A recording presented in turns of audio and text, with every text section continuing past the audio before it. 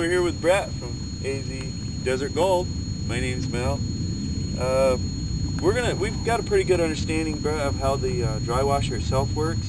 Maybe you could do a little explaining on your vacuum blower unit here and how you set that up and what speeds to run it at and so on. Give us a little idea what this little part of the unit does. Thanks. This is the vacuum. It's basically a gas-powered shop vac used in the field. These are typically your most versatile tool for prospecting, being able to use them here in the desert for vacuuming up bedrock areas after you've dry washed to the bottom, and also doing crevicing and sniping and stuff in some of the wetter areas, Northern California, Oregon and stuff. You get in the high flood zones from the winter floods and do some sniping and stuff up there. So multi-use. Multi-use. With versatile. This unit, yeah, very versatile. With this unit, it's on a quarter turn lid. I have the dry washer hose hidden in there. So we have that unit we talked about earlier, the hose needed for the dry washer. Everything comes in the bucket. You've got your 6-foot hose and your crevice sucker. You've got that all lines up and fits in the unit itself. So what we're going to do to set up the dry washer is we're going to use the blower mechanism part of the vacuum. And it'll fit down in here. And as before, we have the unit here and it comes on. It's got a twist lock connector, and you also have the twist lock connector for the fitting on the blower itself. So there we have our hose cooked up. Let's get the twist out of it. That will help.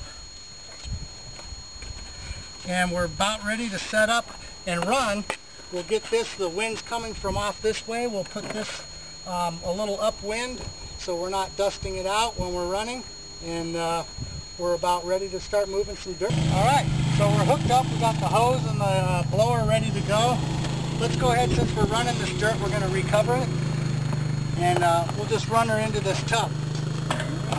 I like to set up sometimes if you're running a little bit of moist material, you may want to run it twice, so we'll set it up here to recover the dirt into the tub. That gets me out of question. That kind of gives me a question.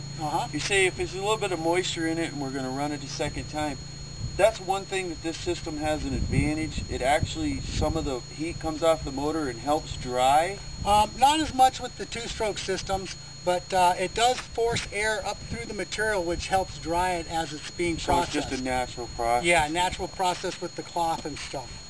So we got the little echo motor. They're pretty good at starting all the time. You can see. All right. I need a car like that. Yeah. We're going to go ahead and bring it up a little bit. Go ahead and get the hopper full.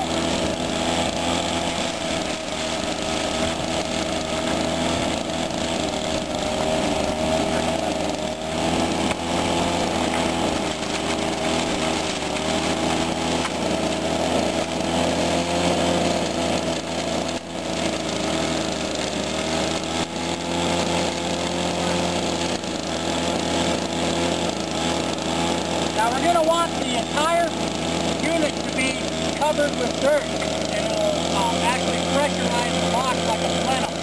Right now the dirt is wadding up until we get started, and you'll see the machine will take a whole new attitude once the box is totally up.